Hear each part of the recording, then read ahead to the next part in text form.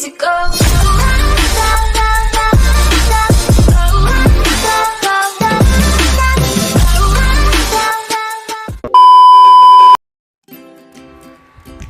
Pertanian organik menurut Standar Nasional Indonesia adalah peningkatan manajemen dalam mengembangkan sistem kesehatan agroekosistem yang di dalamnya terdiri dari keragaman hayati, aktivitas biologi tanah, dan siklus biologi.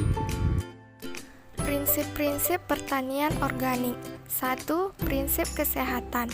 Dalam bertani organik, petani harus dituntut untuk meningkatkan dan memperhatikan kesuburan tanah, hewan, manusia, dan tanaman sebagai satu kesatuan yang utuh yang tidak dapat dibagi maupun dipisahkan.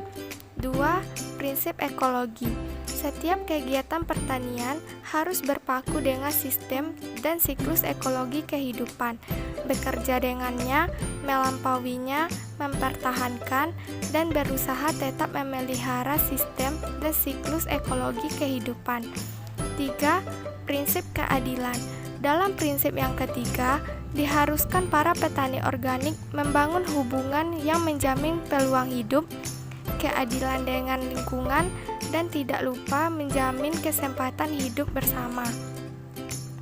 4. Prinsip kepedulian dan perlindungan. Pengelolaan pertanian organik harus dengan penuh kehati-hatian, serta bertanggung jawab untuk selalu melindungi kesehatan, serta selalu menjaga kesejahteraan sekarang maupun mendatang beserta lingkungan. Tujuan dari pertanian organik. Tujuan utama dari pertanian organik ini adalah selain mengkampanyekan lingkungan bebas dari bahan kimia, juga sebagai sarana peningkatan dari produktivitas dalam pengembangan lapangan kerja, serta meningkatkan perekonomian masyarakat. Yang kedua, mengembangkan mempertahankan keanekaragaman ekosistem hayati dalam pertanian secara totalitas. Yang ketiga, menjaga kesehatan dan produktivitas lahan pertanian. Yang keempat, sebagai sarana pemanfaatan limbah dari tumbuhan dan hewan untuk pengembalian zat yang hilang pada tanah sehingga memperkecil penggunaan sumber daya yang tidak dapat diperbaharui. Dan yang terakhir, mempromosikan penggunaan sumber daya alam secara sehat dan meminimalkan segala sesuatu bentuk pencemaran maupun polusi yang dihasilkan oleh praktek pertanian. Selanjutnya ada pengembangan pertanian organik. Nah, di sini ada faktor yang perlu ditelaah untuk pengembangan pertanian alternatif, yaitu yang pertama ada bermacam-macamnya limbah daur ulang organik dan manfaatnya untuk memperbaiki kontur biologi tanah, yaitu sifat dan zat yang terkandung akibat bahan kimia. Yang kedua, pensinkronan antara sumber daya organik dan anorganik untuk pembentukan sistem lahan.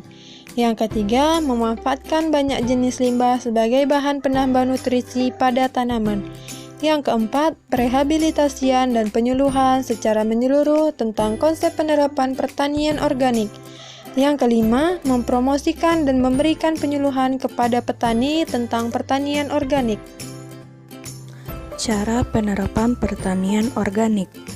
Yang pertama, dokumentasi. Beberapa hal yang perlu dicatat adalah yang pertama, sejarah penggunaan lahan yang akan dipindah alihkan sebagai lahan pertanian organik. Yang kedua, segala sesuatu yang berkaitan tentang status penggunaan lahan, pelaksanaan pengelolaan lahan.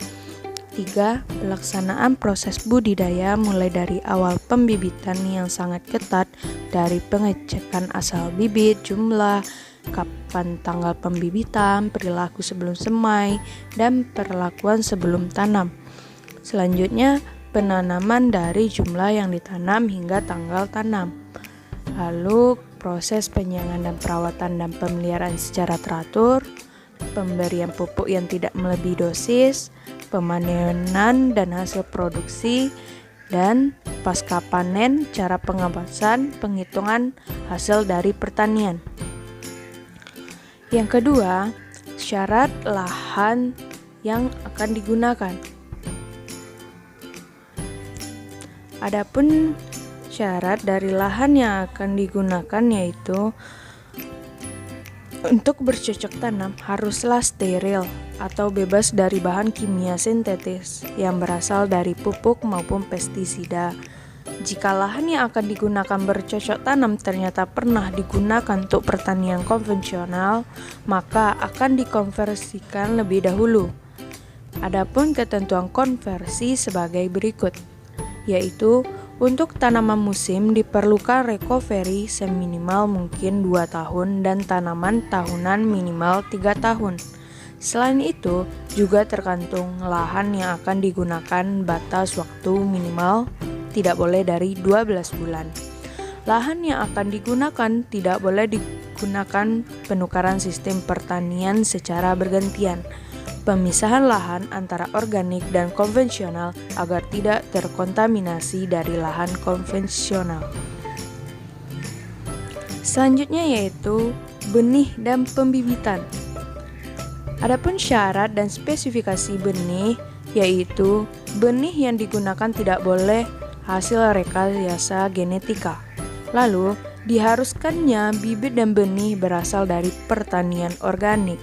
Jika syarat ini tidak terpenuhi, maka ada beberapa syarat yang harus dilaksanakan, yaitu tahap awal dapat menggunakan benih atau bibit yang tidak dikenai perlakuan bahan yang dilarang dipergunakan dalam pertanian organik. Lalu, jika tetap tidak bisa, maka diperbolehkannya menggunakan bibit yang direkomendasikan untuk pertanian organik. Yang keempat ada manajemen kesuburan tanah.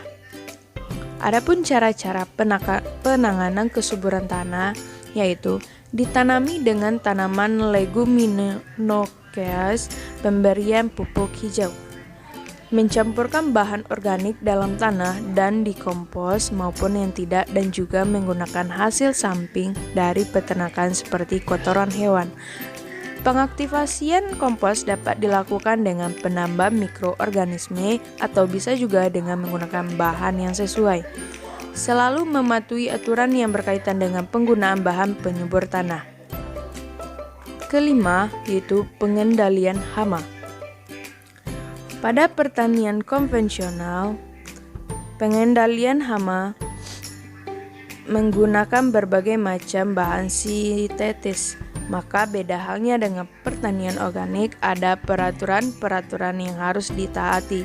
Semisal, hama, penyakit, dan kuman harus dikendalikan dengan salah satu cara, atau bisa juga menggunakan kombinasi seperti cara berikut, yaitu dengan pemilihan spesies dan varietas yang sesuai, pelaksanaan rotasi tanam yang disiplin, melakukan proses pengolahan tanah secara mekanis, perlindungan dengan dari musuh alami tanaman dengan cara penggunaan pagar hidup atau barrier corp.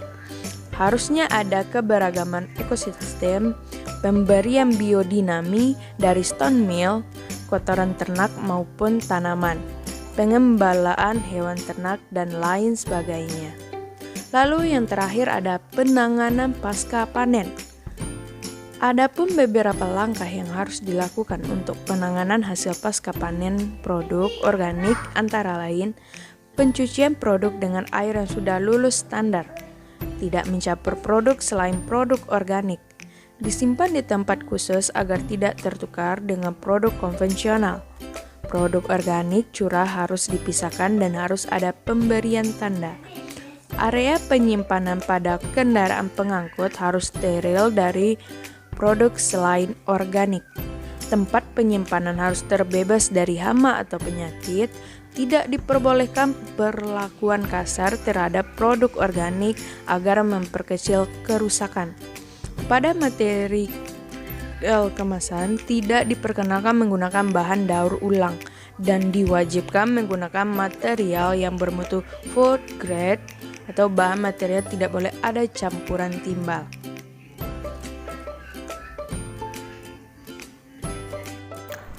Kelebihan dan kekurangan pertanian organik. Ada banyak kelebihan dan kekurangan pertanian organik. Salah satunya adalah dari segi manfaat.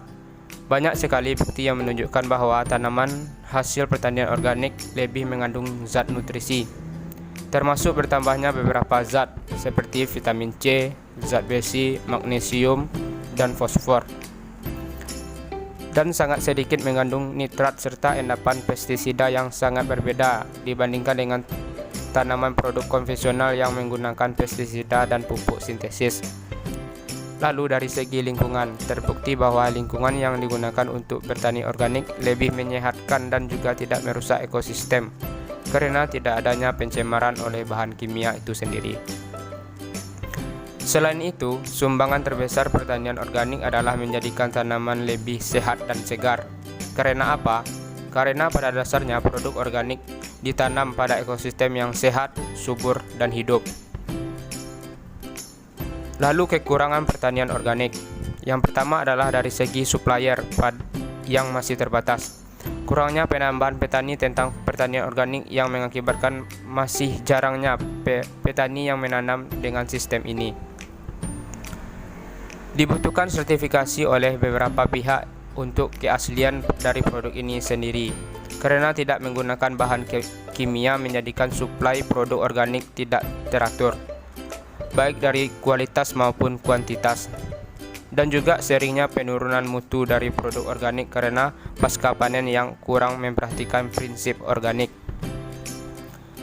Selain itu, kurangnya petani bekerja sama dengan supermarket menjadikan banyak konsumen yang tidak mengerti tentang produk organik ini. Karena produk organik masih terbilang mahal, maka konsumen pun banyak yang memilih produk impor.